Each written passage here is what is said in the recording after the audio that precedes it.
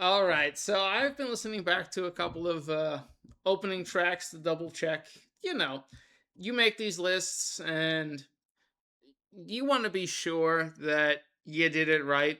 So I made a quick list of my, you know, top 10 Deep Purple songs. It wasn't even a quick list. This has been going on for a few weeks, and my goofy ass has been listening to dozens of other things and uh slowly entering projects. Like I said, I just got done with Savoy Brown, Street Corner Talking, uh Sabotage, Day When They're Dead. I still gotta listen to Wake of Magellan and Poets and Madmen before I, move on to the next part, which is gonna be even more S's. I have so many S bands. It shocks my mind. I got to go through all seven of the original Steely Dan albums again just to double check to make sure they're all original presses. But it's like anything else. You got to put these in and verify you own what you own, and just double check that they're all in great shape. So before I do my top 10 on Deep Purple album openers. This was pretty hard to do. Real quick, my honorable mentions out of the gate. Number 15, Bad Attitude, if I'm not mistaken. House of Blue Light. Not a bad opener. Uh, Much better than most of what's on the album, honestly. I think they could have done better after that, but when you have to follow up Perfect Strangers and the band's already fragmented within 2 years of the reunion, you're gonna get what you're gonna get. 14, Money Talks. Again, more solid openers. The Deep Purple and the band that was in the same closed down school, a floor below, kind of stealing their ideas, which was became Uriah Heep. Solid opening tracks across the board. You really can't go wrong.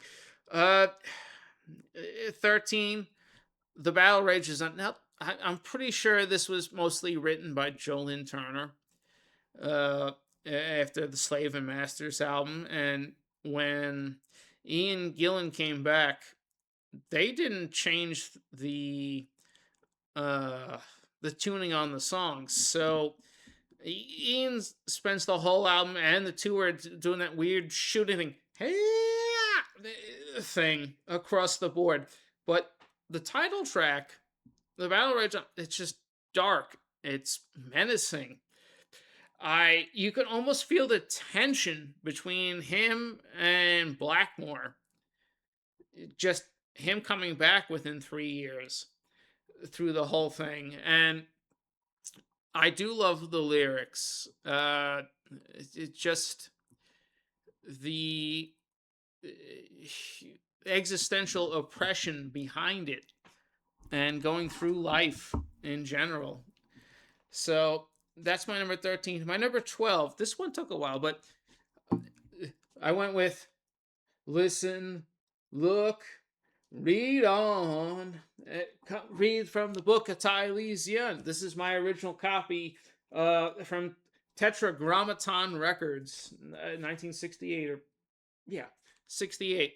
Uh, Compared to the original UK pressing, the artwork's a little, kind of sloppy and a little hazy, but it's real cool to have this very second album and an original US copy of it. Uh, Creepy, atmospheric, uh, you know, the Rod Evans, Nick Simper era. Deserves a lot more credit that original trilogy than it gets.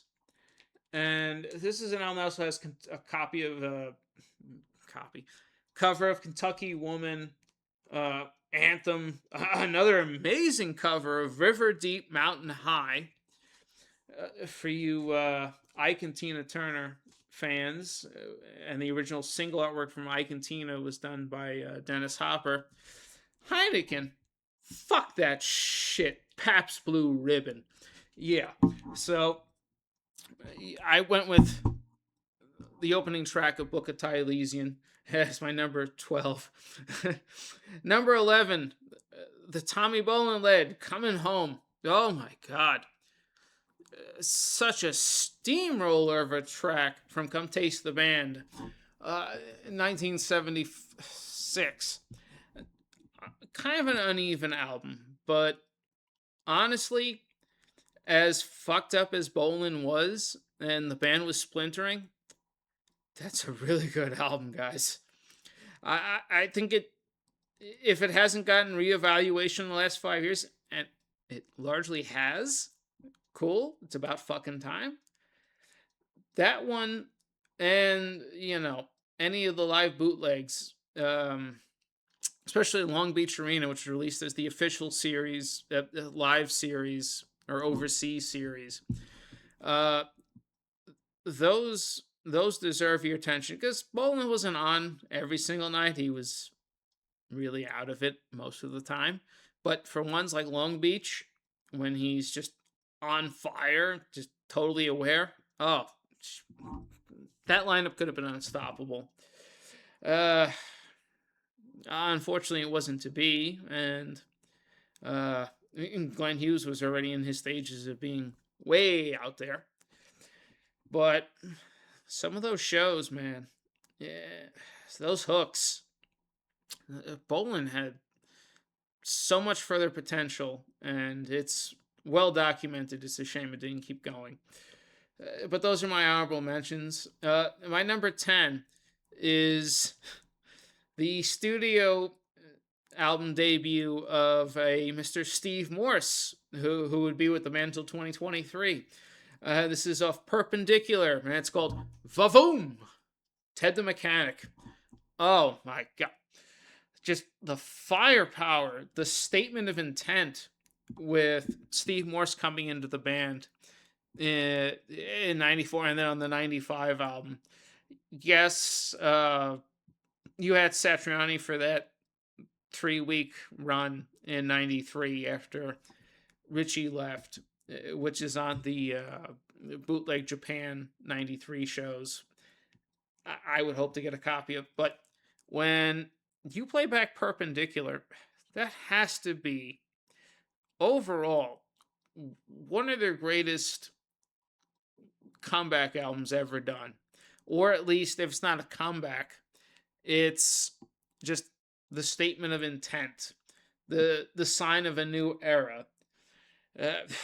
This is from a band that would have yet another comeback. You forget 84, but they'd have 95, and then again in 2013. You could even argue the 2024 equals one that I talked about in my last video. These are all new era statement of intent albums that just shock the hell out of you and come out of left field. Ted the Mechanic is one of those, just with the harmonies, the musical chops, the mixture of blues and southern rock. Because I mean, Steve Morse band, and prior to that, the fucking Dregs, the Dixie Dregs never had a bad album. Even the very end, the Dregs never put out a bad album. You get this weird hybrid through each release. And Steve Morse, even though he would argue he got limited by Bob Ezrin later on because he didn't feel comfortable playing all that he could, so he claims. Vavoom, Ted the Mechanic. I gotta stop saying Vavoom. I can't help it, just that I don't want to be a Vavoom. Sorry. It just punches you in the face out of the gate and says, this is the new era. We don't need Richie. We're going to keep going and doing what we do. And it works. It's still in the set list, if I'm not mistaken. So, obviously the band believes in it. My number 9, coming off the heels of arguably a reinvention, another statement of intent, is, and the start of the funk meets gospel era, that was short lived, but Glenn Hughes was taking over the band. Storminger coming, time to die.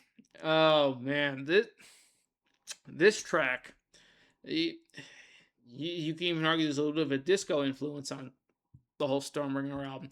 Named after the Black Blade, for you Blue Oyster Cult fans. Oh, and you Hawkwind fans too, because Chronicles of the Black Sword and Live Chronicles uh, from the uh, author, songwriter, multi instrumentalist, musician Michael Moorcock and his series or chronicles, if you will, of Elric and the Black Blade Stormbringer going around, going around cutting people and cutting things down left and right. Stormbringer is just, I said Ted the Mechanic coming home. Stormbringer is just a kick in the balls, just a heavy, punishing statement of just from a band that had managed to find new life with two lead singers. Let's be real, Glenn Hughes was always a better singer uh, than David Coverdale. And bass player. But Glenn Hughes, even with his drug problems and his voice failing, 86 to 88, the fact that he sounds in his late 70s like he did in the late 60s, early 70s, now that he's been sober all these years and cleaned up, that trapeze, and of course Mel Galley going to Whitesnake in 83, 80 to 85, and he had his accident with the Slide It In album. Um, there's something about the Mark III lineup that was just lightning in a bottle. It didn't last long, but Stormbringer is just one of those bludgeoning tracks. And you listen to it across the last, forget the Long Beach 76, but those three end of the line shows that ended up as Made in Europe. Saarbrücken, Graz was the first one, Saarbrücken, and then Paris in 75. And Blackmore knows he's leaving, and he just delivers these just venom injections on guitar. Even on the studio version, because he's pissed that Glenn's taken over the band, and him being an alpha, and he would jump shift and go with Elf, and that would form Rainbow. Oddly enough, he'd wind up with another alpha personality in Ryan James Dio as the singer. You go listen to those versions, the studio version, and then those three live shows, and Coverdale yelling out the title of the song and the guttural backgrounds to it as it opens with Blackmore and Hughes playing off each other to start. It just puts a knife to your throat with how that song sounds, and it's so underrated. I know it's the album with Holy Man, Lady Double Deal, but Stormbringer, the track itself, is on its own plane.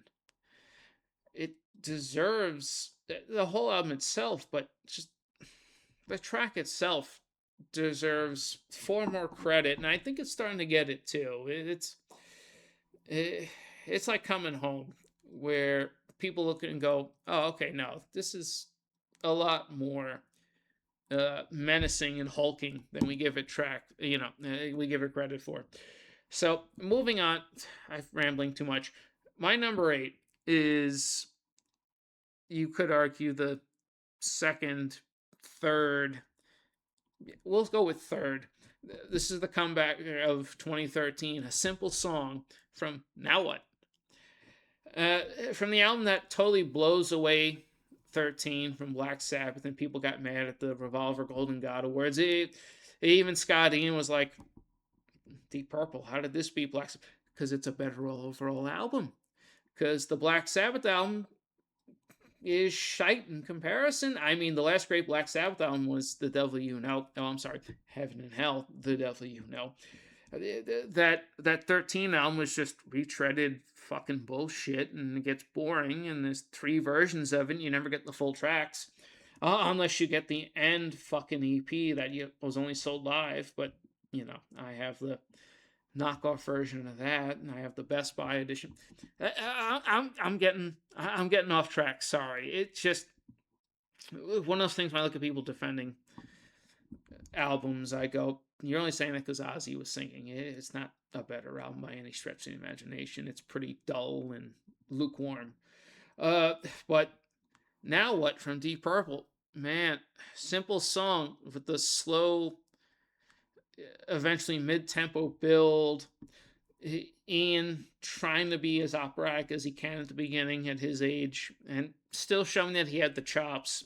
Forget about what we're getting now on Equals One and Arrogant Boy and everything like that. He's just there. He doesn't have the screamo range anymore, but for what he does have, Simple Song was, well, John died. We haven't made an album in 8 years, but we've got something to say. And like I said, there's so many Deep Purple, opening tracks and albums. They're statements of intent that are comebacks. You get the Simple Song, and it's just this slow burn build. Hint, hint for later, right? Burn. Where you're getting the old man, the old people looking at things, looking at their mortality.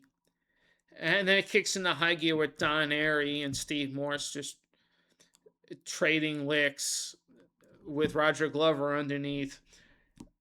And there was something, I remember the album came out, and just before it came out was 2 months before I graduated college the first time. I got my first bachelor's degree in political science. Then I go to law school, and then I drop out of law school, and then go back and get another bachelor's and three other minor certificates. Sorry, I'm a nerd. Nerd! Whatever. I am what I am. It's not many people are better than me. Sorry. I just remember picking Simple Song up, thinking of just mortality, um, life affirmations, and where I was at that point in time, what I felt, and now what is just one of those points in time as an album, and then a simple song, just your life in general, a way of thinking that I always revisit it. And we're 13 years on, and that's one of my go tos. So it, it could have been higher on my list, but there are a few other songs that, after the fact, or even before that, to just hit a little differently. So this is my number 8. Could have been in my top 5, honestly, but this was just difficult to do. We're talking a band that, like Uriah Heep, when it came to opening tracks, they just nailed it. No matter what the philosophy or the existentialism was, they just came out and beat you down one way or another. My number 7 is an absolute scorcher, literally. Fireball. 3.5 minutes, just blows the roof off the places. And fast paced, Blackmore melting your face with his riffs, Ian Pace behind the drum kit pummeling you. You can't go wrong with Fireball. It's not my favorite album in the world, but man, that title song just grabs you out of the gate. And this is the album with the mule and Anybody's Daughter. Yeah, okay. There's some couple of little pitfalls there, but Fireball, the title track is just, like I said, face melting. You can't get away from it. It's almost undeniable. And again, like Simple Song, could have been higher most, probably should have been. My number 6 is from, oh God, this was 2019, if I'm not mistaken, or 2020. Uh, Throw My Bones from Whoosh. Okay, so this one might be a little contentious, but we bring in the funky and the weird on the Whoosh album. Most of that album could have been on Who Do We Think We Are from 73. And Throw My Bones definitely feels like a callback to 1973. Again, Mary Long, Super Trooper, Rat Bat Blue. That Whoosh, that whole album is definitely part Machine Head, part Who Do We Think We Are. Throw My Bones is, again, it's the older man looking at things viewpoint of life in general in different societies and cultures. It's just, for me, just that weird funk, which is on Stormbringer as well, and Come Taste the Band. It just feeds into it with Don Airy on the keys, where with the Steve Morse riff, where it hits and you just nodding your head, tapping your foot, as I am right now. You might have heard that because I'm thinking of it. Where you ask yourself, do I need all of this? Do I need everything? Is all of the extra stuff, the materialism, is it really that important to being happy? Uh, Whether or not there is a heaven, if it's open or not, is of course part of the existential aspects of this track that Ian wrote. But, it's, what do you believe? What do you need? What are you after? And, sometimes you don't have to always keep pushing to be happy. Sometimes you have plenty of things that you should be grateful for, grateful of, and maybe spend time with to accept. And that's something that it hit when I heard it, and I said, okay, it. I don't have to keep chasing everything. There are moments in time, like right now, as I'm going through all these interviews and this job hunt for the last 4 months, where I go, no, I can't just rest on my laurels and, you know, keep throwing my bones around, putting my feet up. But it doesn't mean that it's wrong in the grand scheme of things. And it's one of those tracks. It's a little out there. It's funky. It's weird. But I like my Deep Purple a little weird and a little funky. That's why Stormbringer's in my list. Coming Home, Ted the Mechanic. Listen, Learn, Renod on my damn uh, honorable mentions, if you will. Like I'm pretending like I'm, Sea of Tranquility, fucking Pete Pardo. May he get better soon. I'm not the biggest religious guy, but hoping for him. Martin Popoff over at the Contrarians, and Grant Arthur with Grant's Warehouse. The honorable mentions.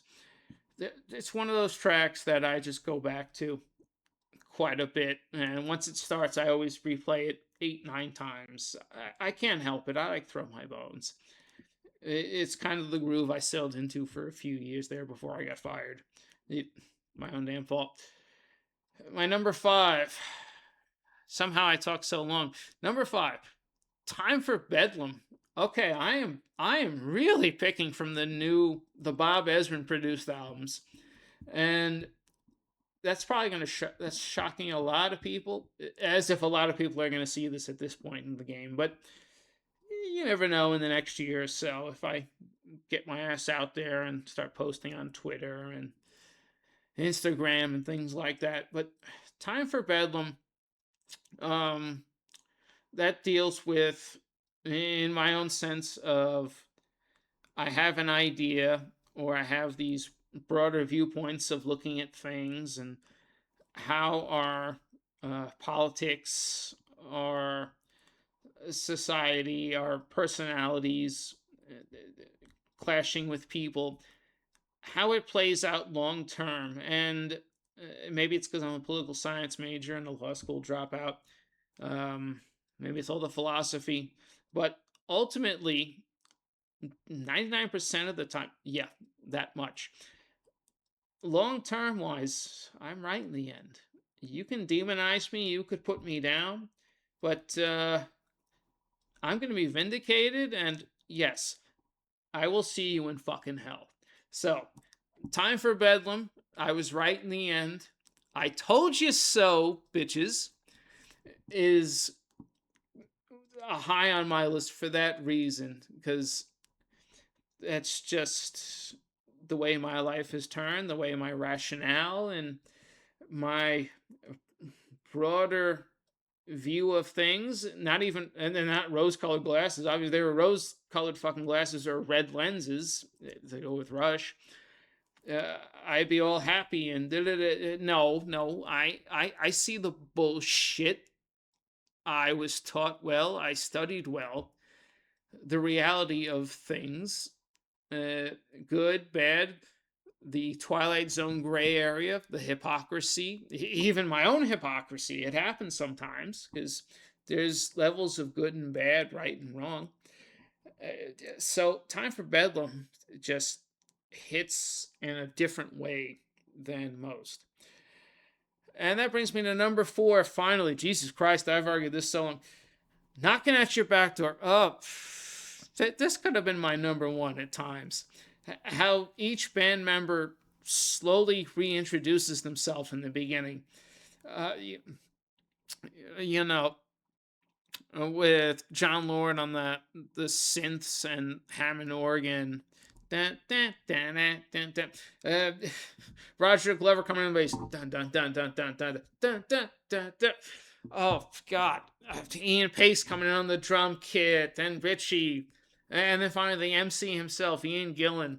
Sweet Lucy was a dancer, but none of us would chance her, 'cause she was a samurai.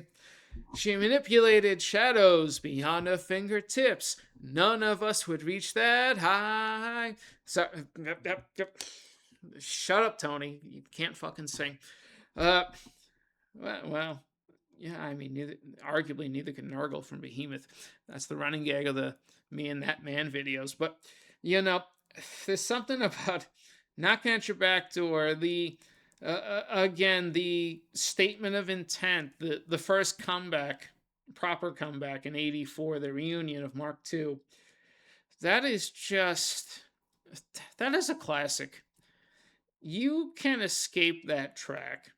And Ian doesn't always, hit the levels that he could. But that song comes on, the slow build, then the explosive takeoff. Everyone playing off each other again like it's 72. Hey, that song's incredible. My number 3.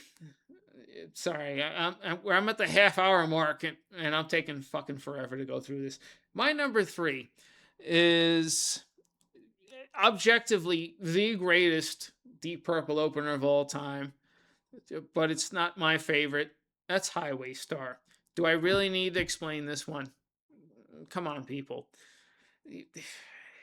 It's one of the most legendary opening statement tracks of all time, kicking off an album. Again, arguably their greatest album. Uh, I mean, what needs to be said? It's Highway Star. My number 2, probably my favorite Deep Purple album of all time, and this is off of In Rock, and it starts with excuse me, a bunch of Little Richard references, and it's called Speed King. Oh my god, when this song with that crash bang hello Richie Blackmore riffing at the beginning, the little soloing, and you're going, what is this? Yeah, I remember I bought that for my dad as a Christmas gift. Uh, and I bought it without actually listening to the whole album. I just got it for him. And he was a Machine Head fan. He wasn't really a big he he didn't know much of off of In Rock directly. And neither did I, but he introduced me to Deep Purple, and I was trying to fill out the gaps early on. So I bought the 96, 97, uh 95 actually, 25th anniversary remaster. And I put this on and it had the full with the Richie opening, the UK, Europe, Japan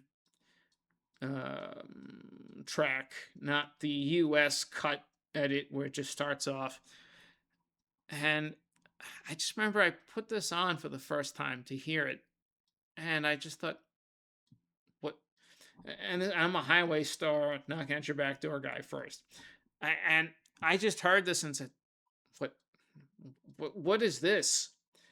Here's this heavy metal, if not proto metal, but definitely could have been a Sabbath album. And again, Uriah Heep was downstairs in that closed down school dormitory, hearing all the stuff seeping up from through the cracks on the walls and everything.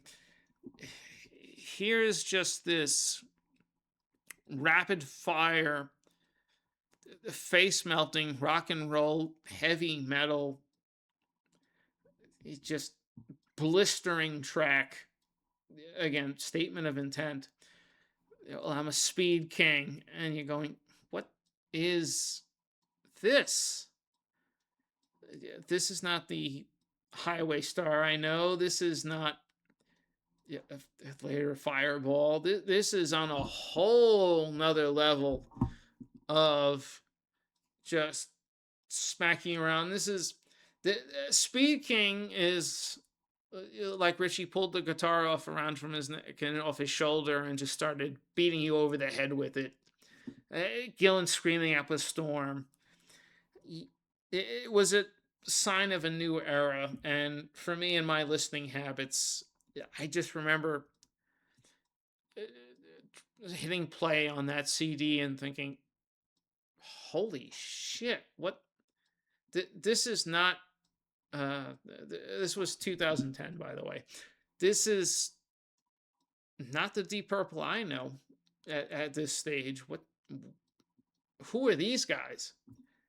And that's just Highway Star and Machine Head are the consolation and the progression forward, the more cohesiveness. Speed King and in rock, or the more about, we got something to say. We're not the same band you heard on those three albums and that orchestra album right before it. No, no, no, no, no, no. We've got something to prove to you. This is a new time. This is a new era. So when I put on Speed King and it just blisters my speakers, it's of another world. Um, and it could have been my number one, but I'm gonna wrap this up because I've gone so goddamn long, and I'm sorry. Nobody's gonna watch this because of how long it's gone. It's just I I love this band. I love these tracks. I've lived with these albums for so long. I replay them almost every day. It's just one of those feelings. I I can't get away from the Deep Purple catalog. If Honestly, I prefer Deep Purple over Black Sabbath, and there are times where I listen to Black Sabbath a lot more often. Yeah, especially with Dio. But when it came to doing this, I had to dig down and go, I listen to that more than the other one. I prefer this track overall. Um, Maybe this era is a little bit better and more redeeming to me. But my number one, and this kind of wasn't hard to pick as much as I love Speed King. At the end of the day, I have nearly every Whitesnake album for a reason. Uh, Half the Trapeze albums for a reason. And most of the 90s to, you know, 2006 Glenn Hughes for a reason. My number one is and has been from the very first time I heard it just like Speed King, but as a lifetime Whitesnake fan, um, my number one is All I Need, and that's fucking Burn. And witches, crucifixions, a wave of a hand, burning a whole town and burning a whole populace to the ground till they're ashes. You know, religious and thematic genocide in a whole village. It just, God, you know, as a horror fan, as um, yeah, as a student of history, to get a track that fits revenge, fits religious themes, witchcraft, theology, um, evil love, if you will. I, yeah, I'm a Vincent Price fanatic. Sorry. Yeah, whatever. You know what? I don't apologize. Whatever. I'm a Vincent Price, Peter Cushing, Christopher Lee guy. So, Hammer Films. So to get a track that is unquestionably a Hammer horror theme song, uh, a Europe witch trials, even before Salem, because I mean, you can go back to King Diamond. He talks about the French and German inquisitions in the 1630s and 1640s, well before 1692 Salem. To get one of those tracks that blend just proto speed metal, early thrash, the funk, a little bit of disco, even. Well, not totally, but some of the production aspects do kind of sync up. Even a little bit of the gospel that an R&B that Glenn would take over with, starting with the Stormbringer album. To get that with all the heavy blues, and again, like I said with Speed King, Richie coming in on guitar, melting your face off your skull with that guitar riff. Ugh, he, it's just, it hits on so many other levels. There are no bad live, and Glenn Hughes, to his credit, almost sings and screams it like he did in 1974. Today, this dude's a freak of nature. You know,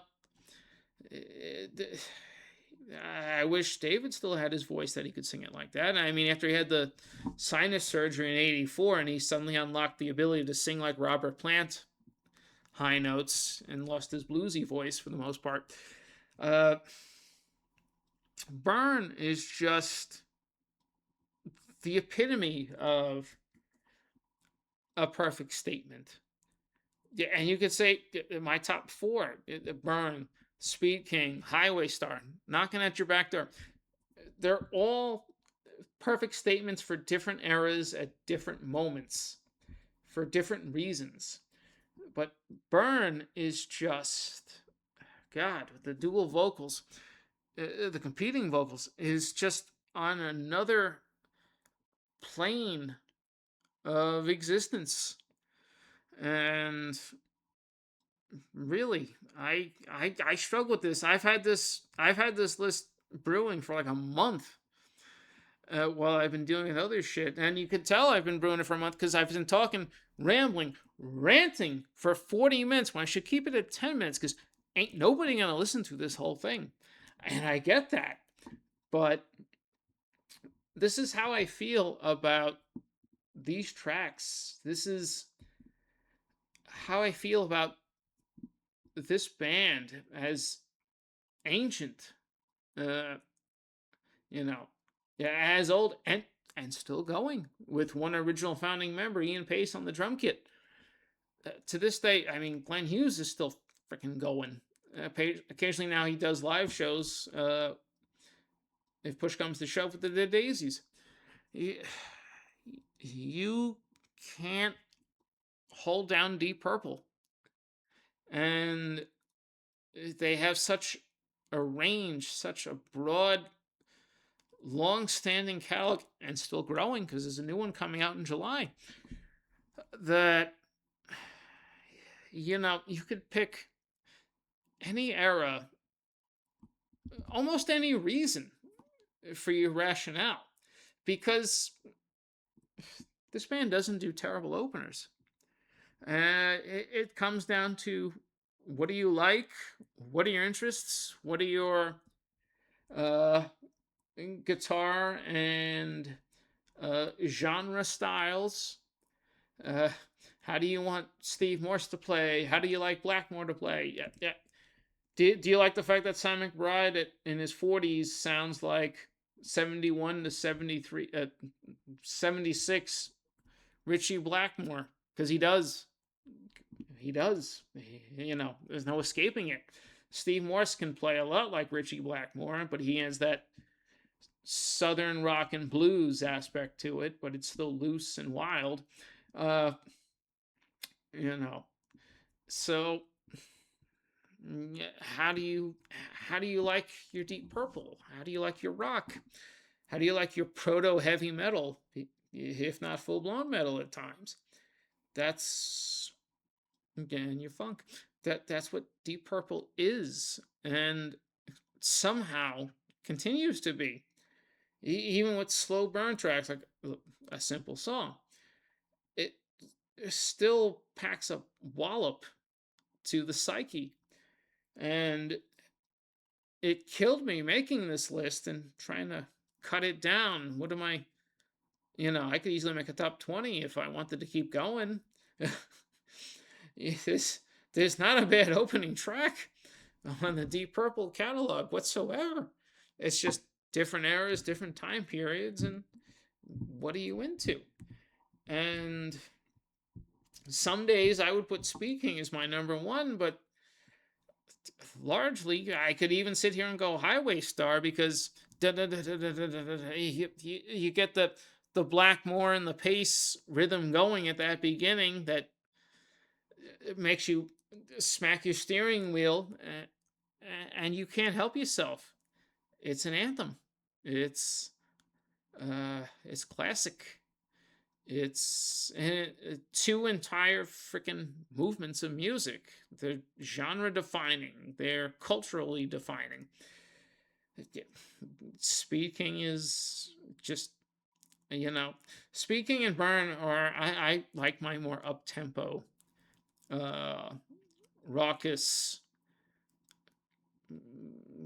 kick in the throat type of statements. So, that's how I fell upon it. And for those of you wondering, where's Woman in from Tokyo?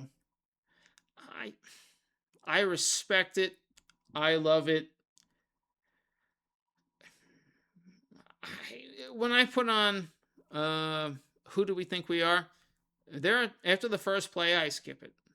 I am so tired of that song. I just am. It's not their best. Um, it probably should have been my number 15, honestly, instead of Bad Attitude. I'm just sick of hearing that track, and it's the sign of a band that was running out of steam at that point in time. And, I love the live versions, but I don't need it. So that's it. I'm wrapping this up. Somehow I turned the top 15, well, top 10 with 5 honorable mentions into 3/4 of an hour. Don't ask me how I found a way to do this, but if you stuck with me this far, thank you for letting me rant. I love this band. Jesus Christ, I gotta cook dinner and it's fucking 9:40 at night. Oops. Uh, you know, uh, when you're still job hunting after 4 months and you don't have to be anywhere on Monday morning, you can talk and ramble and rant all you want, especially when it's your own damn channel. But I love this group. I wanted to just flesh it out and keep making my points because I don't get tired of this band. I'm looking forward to the brand new one. Yeah, especially with how strong Equals one is. Um and Bob Ezrin with them, with the exception of that Turning to Crime cover album. What the fuck was that shit? With the exception of that, they've not put out a band album since 2013. So it is what it is. This is where I stand right now. I could change my top four around uh, easily, you know, in the next 2 weeks. It happens. You go through those motions and those moods. But yeah, no, it's for me so far. Burn, Speed King, Highway Star, Knocking at Your Back Door, Time for Bedlam, Throw My Bones, Fireball, A Simple Song, Storm We Are Coming, Time to Die, Vavoom, Ted the Mechanic, and then my honorable mentions: Coming Home, Listen, Look, Read On, Come Read from the Book of Tylesian, The Battle Rages On, Money Talks, and Bad Attitude. I'm wrapping this shit up. Thank you. Good night. This has been a long time coming. I don't know how I lasted this long without a cup of coffee or a drink of water. If I have any more coffee, I'm gonna be up at 5 a.m. at this stage. I may still be up at 5 a.m. regardless, because that's just not my type of energy and my short sleep habits. But thank you for letting me meander so damn long. Uh, I'll be back real soon with more of what the fuck am I listening to today. Thank you for the now 10 subscribers. Well, it could have been 11, but I lost one. I don't blame you because I'm Mr. Inconsistent. Uh, but hit like, subscribe if you made it through this and you enjoyed all that I had to say and you appreciated the love I'm showing this band, this catalog, or drop a comment, whatever.